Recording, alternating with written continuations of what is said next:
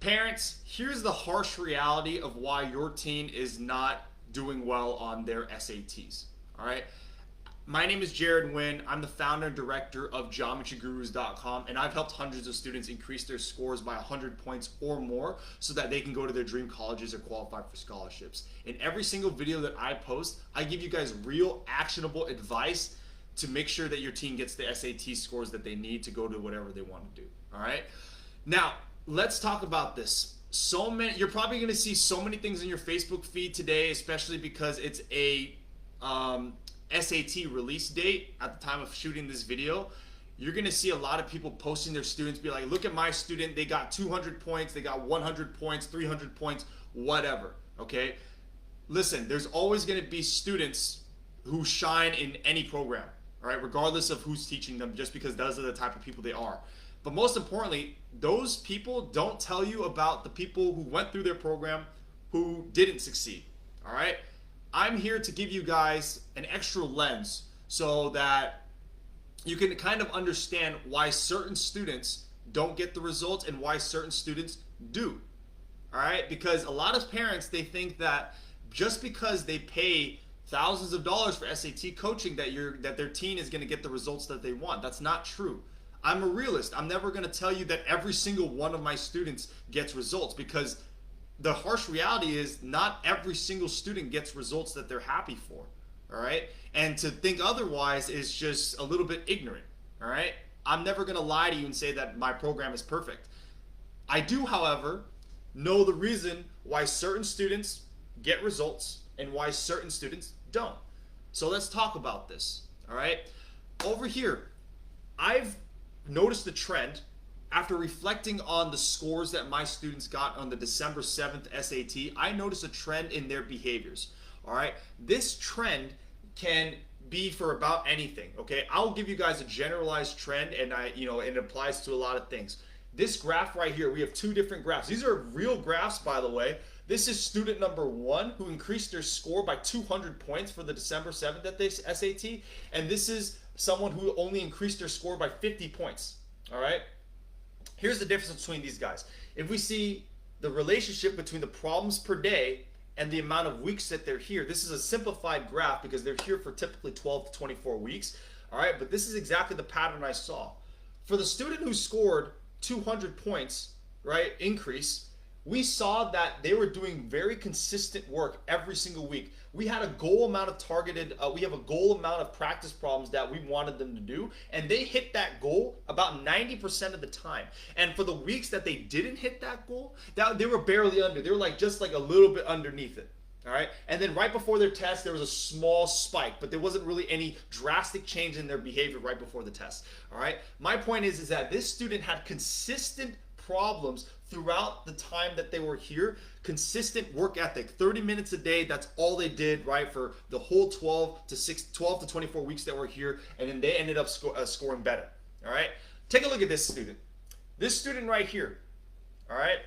We try to get this student to do more work than what they were doing. Okay. This same goal amount of work. They had the same hours in the day. They both had the same amount of extracurriculars. They were doing multiple APs. This student put aside time to make consistent work, and take a look at this student. This student did nothing, and then just did, for the last 2 weeks before the exam, they did, twice as much as the recommended amount of problems at one time.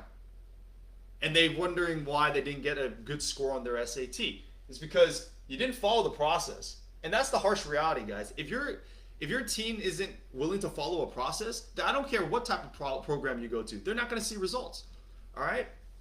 This is just unacceptable. You can't just have 3-4 weeks in a row where you don't do any work, go to class and expect to be like, oh yeah, I'm going to do 200 problems a day for the next 2 days, right? Or next 2 weeks, and then, hopefully I get a good score.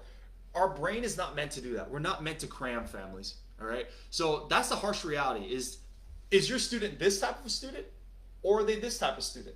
All right. But I can even change, if I change what we're following, what we're looking at in terms of relationship. If instead I asked, or if I graphed questions asked, right? Or if I even count attendance, right? To, my office hours, attendance to extra sessions or stuff like that, right? It's the same thing as well. The students that regularly attended classes, didn't miss classes, regularly attended office hours to get additional help on a consistent basis, yes, those students, of course, are going to get better results.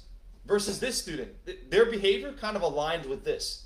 Because they would never show, they would they would show up to the classes, right? But they wouldn't show up to anything extra. They wouldn't show up to any help sessions or office hours, right? But then right before the test, they're like, oh yeah, let me go ahead and get some last minute help. Guys, that's not how it works. I don't care who you are. Practicing like this, I don't care who you are, you're not going to get results. All right. Same thing with questions asked. Okay. My best students, this student right here, because they were doing consistent work, they had consistent questions to ask to get better. All right. So what did that do? Because the consistency flows, guys. If you do consistent work, you're going to have consistent problems that you need to work on, or you're going to identify it's consistent problems you're going to work on. So then your attendance is going to be higher, so on and so forth. It's a cascading, exponential growth that you have. This student right here, how are you going to know if you have anything to ask if you don't go to class or if you don't do your problems? Okay, so yeah, families, if you're wondering why your teen isn't getting results, most of the time it's not their tutor. Most of the time it's not like, their schedule. It has nothing to do with those exterior things. They need to hold themselves accountable.